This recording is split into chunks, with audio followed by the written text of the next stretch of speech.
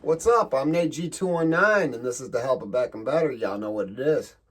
Another one coming at you. Actually, part 2 coming at you. Hit that like, hit that subscribe, hit that channel if y'all want to help out.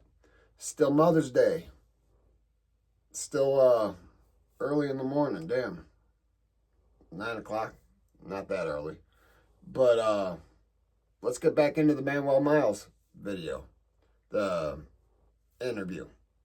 Remember, he was convicted of the hard R, some criminal deviant conduct, 4 counts of that, attempted armed robbery, and a burglary. And he was sentenced to 270 years. And he was sentenced to 270 years in 2001. So he was just talking about his grandmother and how she has raised basically the entire family. His mother went away when he was 2 years old. She went away for the conviction for unaliving somebody. And I believe she did 25 years. Yeah, I believe it was 25 years. If I remember correctly. But, yeah, very, very tragic story. And he's maintained his innocence. He's maintained his innocence since day one. And yes, I do know a lot of guilty people don't admit the things that they've done wrong. But the only reason I reached out to him, for one, I had met him in prison. Never even had the inkling that he was convicted of anything of the sorts. But I got to reading his case, and things didn't seem right, man. Like, the DNA didn't match, and just a whole lot of things. So the jury basically convicted this man because he has green eyes. And as you see in the thumbnail, they do stick out. But is that enough to convict somebody? Not in my eyes. In my eyes, that's not. But let's get right back into it. It's going to be part 2. Okay. She takes kids in, and like she don't turn her back. She done raised like 4. I want to say she raised her kids, her kids' kids, and the kids they had. So she raised children. And she's raised generations upon generations of children. Yeah. It seems like a sweet lady. And I've talked to your mother a few times, and she had kind of got into, her going away. And so your father was in your life a lot. Can you speak on your father at all? I heard he was a great man. I'm going to try without tearing up, man. You know what? Hey, we're all men. So this is a very hard topic for him to talk about. And you're going to find out why. And my heart goes out to anybody that has lost a loved one, especially one of their parents while incarcerated. I did lose my mother, but it was 90 days after I came home. And although 90 days, never enough, I'm grateful for every one of those days. Because I'll tell you one thing, I wouldn't be here right now had I never seen my mother again. In the state of Indiana, you don't go to funerals. It's no matter the crime. You could be in there in prison for DUIs. And that's not a joke. I know a couple people that were in Michigan City, Indiana State Prison, maximum security. And they were in prison because of DUIs. But because of the prison that they were sent to, they caused some trouble in. They were sent to the big boy joint, same as me. So a couple of them I was in the same prison with, and we went to the same seg unit around the same damn time. I mean, a few of them. A lot of them didn't hit population, though. They got shipped out prior to hitting population. A couple of them went home from there. So, I mean, when you're going back to that prison from level 1, level 2, you're considered a short timer. And look, I had a 6-year sentence, so I served 3 years. This man was in the cell right above me. He is exactly 1 year younger than me to the day. We share a birthday, and that's actually how we started talking. And 270 years, 6 years. I mean, it's a prison that I should have never found myself in, but had I not found myself in there, I wouldn't be the man I am today.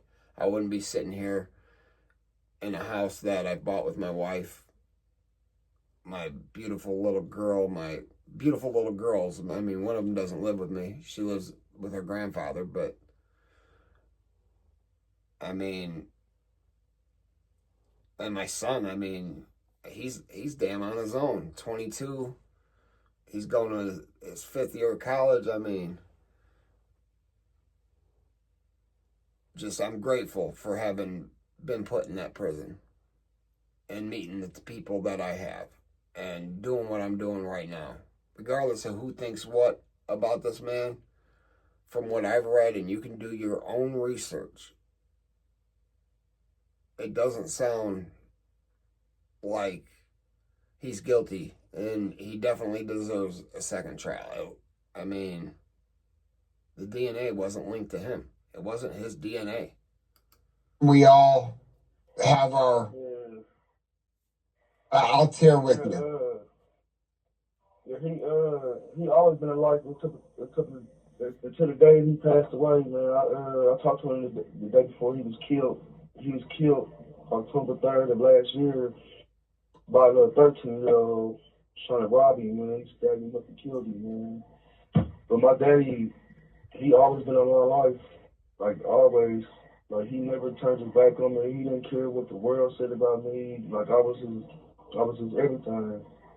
Now, true enough, he had like a little drinking problem, whatever, but that didn't mean nothing to me, man. He still like gave me everything I needed, and he was there for me. And he got mad that I called him daddy because he said he's not a daddy, he's my father.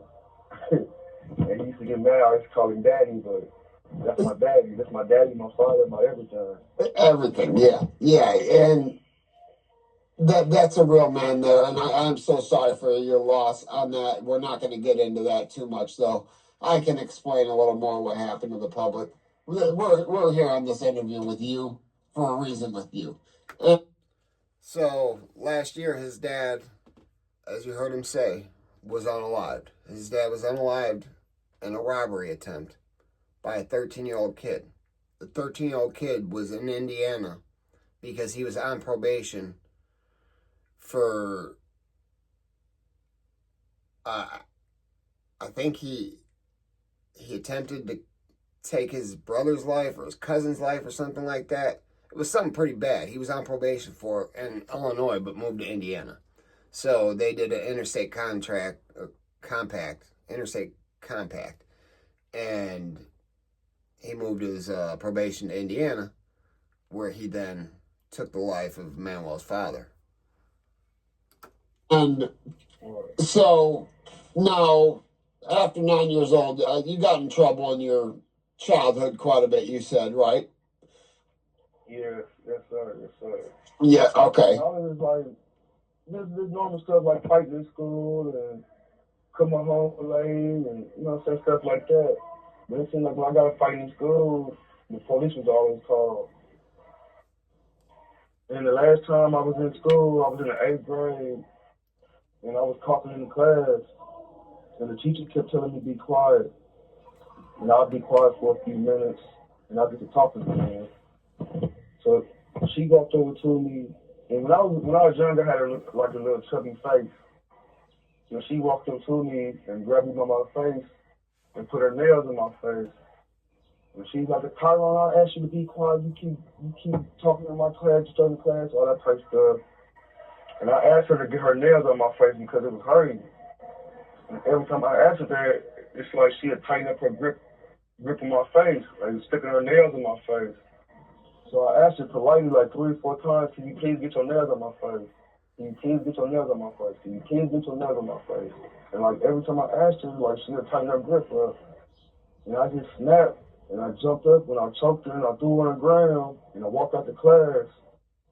And that's how I ended up in boys' school, Indiana boys' school. So yeah, I mean, that's a young age. Go to boys' school, and no teacher has any right to put their hands on a kid like that. And I'll tell you one thing: the '80s, early '90s, different times. I still remember getting paddled in school. Kids nowadays, man, that teacher would be in jail so damn quick for over half of what went on in the schools back in the '80s and '90s, especially the early '90s, late '80s, early '90s, from what I remember, and I'm sure much prior to then, especially. I mean, you should see how the kids were treated in high school back in the '60s. Hell, my dad's high school was so back in times the boys swam naked for the swim club. I know that's not abuse, but I mean, you ain't doing it. Come on, that's not happening. No, they didn't share the pool with the girls, but the girls didn't have to swim naked. And they all got shirts. They're all from Buffalo. They went to Kenmore East High School, and that's why I'm a Buffalo fan, die hard. And yeah, they all got shirts that said I swam naked in my swim club or whatever in my high school. I, I mean, times are different. Times are way different now. Could you imagine? I mean, the whole naked thing now. I mean, honestly, wouldn't surprise me if they started forcing that in some schools. But yeah, times were different. I mean, teachers teachers would get physical with us. I mean, I'd been paddled a few times. So for him to have his cheek squeezed like that, and he snapped and fought back and was sent to boys' school for the first time at 12 years old, I think he said. For battery on my teacher. So I feel like she battered me. I feel like she battered me. It sure sounds like it. So being incarcerated wasn't anything new to you when you went into the prison system. No, no. So now, I didn't do it 2 years now. okay, at the Indiana Pendletons boys' school. No. I went to the real boys school. I went to one in Plainfield. Oh, you know what? That's what I meant. That's what I meant. Yeah. Okay. What I was going to ask now, this woman that had you allegedly doing these horrible crimes to her. All right, so this is going to be the end of part 2. And you know what? No, it's not. We're going to keep it going for another 5 minutes or so.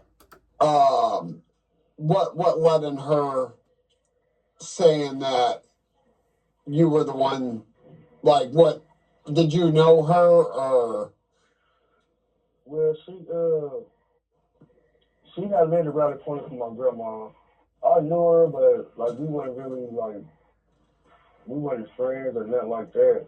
Like I ain't never just sit up there and talk to her or kick her or nothing like that. I knew of her, she knew of me. So from the paperwork I got and from my understanding is she never said my name initially. She went to one of her friends and described somebody, and they automatically said my name. They said, oh, that's Todd. As soon as they said somebody with green eyes, they said, oh, that's Todd. So I guess when she went to the hospital and she got to telling the police. So a lot of people call him Ty. His name's Manwell, but a lot of people call him Ty or Ty. Ty is how I knew him. So even finding him was a task in hell for me. I knew his last name and his birthday. So, I mean, made it a little easier, but you should see how many people with the last name I had to look for a little while. So she just, said, well, my name.